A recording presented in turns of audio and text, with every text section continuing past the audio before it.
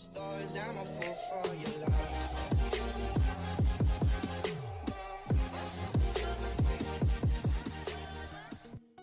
Hey guys, you join me here, Snowman86, and we are on Farming Simulator 2025.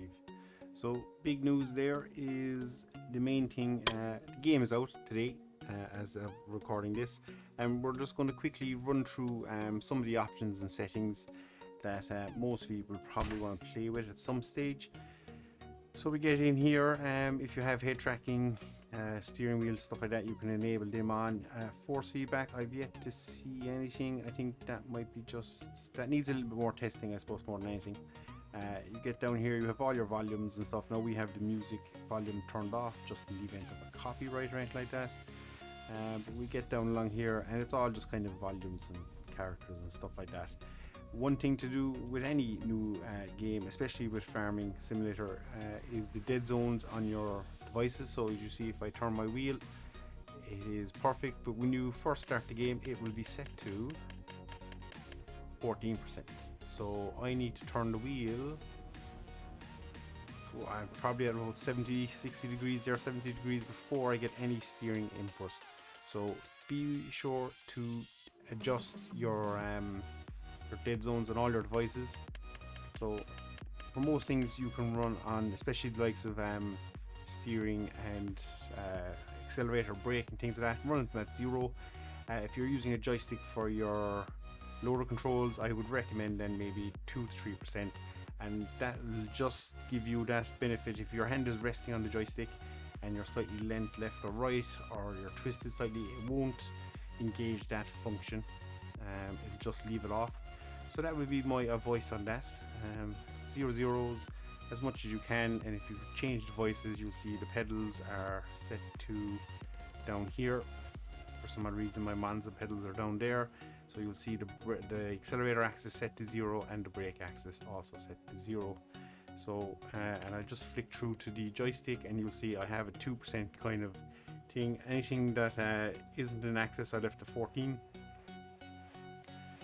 Oh, actually no, sorry, that is a lie. That's the Z axis for extending the boom and stuff. I've left that at 14, but again I can put a little bit of input in, but I need to get a bit of input going before my joysticks will engage in the game, guys. So the main one, graphically, you can see this is what you'll start up with. Now I start window just for recording. I can jump across screen, mouse and move out and all that stuff, so that's what we do there. But you'll want to come down here to this option, advanced graphical settings, jump into it, and depending on your PC and the specs you're running, anything kind of maybe in the last 12 months, I'd imagine you could boost maybe even longer than 12 months, maybe in the last 18 months, 2 years, you could probably bump all this up to the max.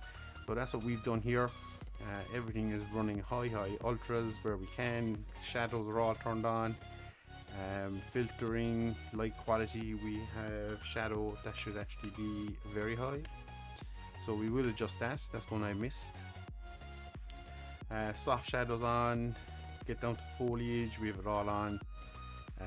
Field of views is a personal setup, so it's whatever you fancy doing. I've maxed out lights and mirrors, max tire tracks, the mesh tessellation volume, detailed objects. So that will, the higher that is, the more detail you will get in your objects. So it's little things like that.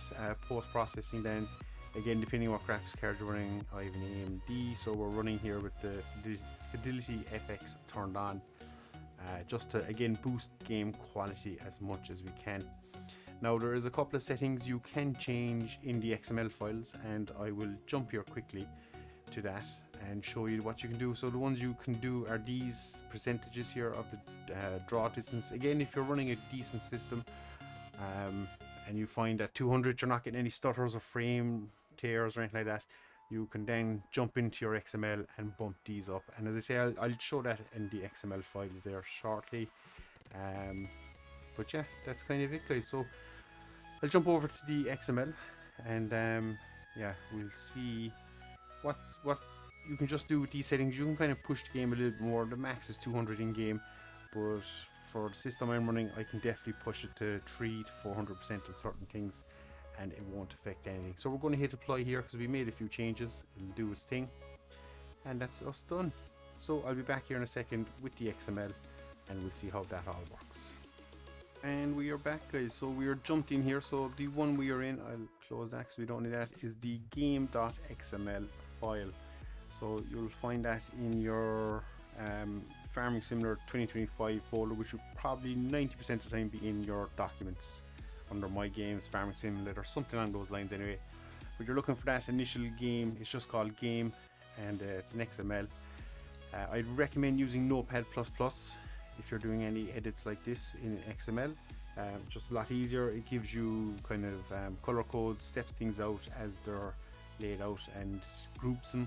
So you see here display opens, display closes, and this is everything inside the display tab. Scalability again below here, and then you get down to rendering. You can joystick. Another little thing you can do here is this development tab.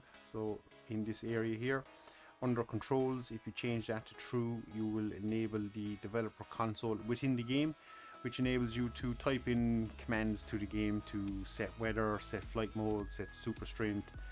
You can do a lot of different things. It basically is a, how do I put it, it's a more, not awkward, but it's a different way of doing the easy development control mod that was there for FS22. Instead of having it at the click of a button, you got to go in, type in a couple of commands depending on what you're looking for, and then either enable it or toggle it on or something like that. So that gives you that option there under the development heading. So that's one to do.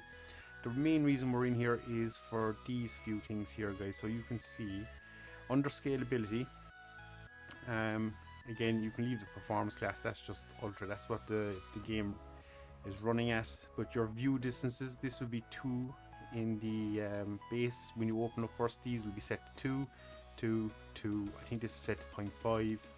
This will be set to 1, and these are your shadows and mirrors and all that stuff then as well. So the ones I change tend to be these 3. So the view distance, the lull distance, and the foliage view distance. I'm running everything at 300%, so it's an extra increase in view distance, so it renders that a little bit more. It's a bit more taxing on your machine. So again, if you're running a nice system or a good system up kind of more, but definitely within the last 2 years, I recommend you could play with these settings. Again, if you find your game has become unplayable, you've got a lot of drop frames, your frame rate is way down, you're getting stutters, screen tears, and like that, you can either adjust them in game and that will reset all these, or you can jump back into your XML file and then you can change these again. And it's just a simple case that 3 equates to 300%. So don't type in 300 here, because I don't even want to think what will happen. I'd imagine the game will poop itself and it will probably not run at all. Realistically, you could push these to 4. You could change these ones all up to 4. It'll just increase it, so you'll be doubling your view distance. So I suppose the way to describe it is that circle of, I won't say circle of death, but that kind of circle around the player that is fuzzy in game will be expanded. So when you have it set to 200 in game, and you can still see that circle, if you double it again, that doubles that width again. So it's actually getting harder and harder to see that. Obviously it's more taxing on your system because it's got to load all that detail in so you can see it. But if you can run it, it's definitely worth doing, guys. So on that note, the one thing you need to do before you do anything else afterwards is hit the save button up here. Hit save. That changes everything. So the next time you boot in FarmSim, and you should have FarmSim closed before you even attempt this, but the next time you boot up FarmSim, then guys, all your settings will be imported in, and the game will run at that. So even if you go to your settings afterwards, they'll still say 200% in these columns, but your game settings folder is set to 400 or 300 or 250 or whatever it is you've set to. That's just the way it is. It doesn't display 400% in game. So that's it, guys. I think that's just a quick little introduction to, I won't even call it farming sim, but it's more the behind the scenes, just kind of setting things up, getting things going. Obviously your own personal keybinds, all that kind of stuff. Yes, you'll have to kind of map them all out again. I don't think you can just copy the bindings folder over, because there's probably a couple of new what's the word, look at new bindings that will be mapped to different keys, and it's easier just to set it all up, go again. Yes, it takes that bit of time, but worth it in the long run. And you also get to see what new features are in the game. A couple of new ones I noticed under logging. Haven't seen them before, but they're there, and yeah, interesting. So with that said, guys, this has been a quick introduction to farm sim. We're going to try and bang out a good few videos here, just on different things, maybe little how-tos and stuff, but for now this is kind of the how-to and graphics, and yeah, we'll see where we go from there. As always, guys, thanks very much for watching.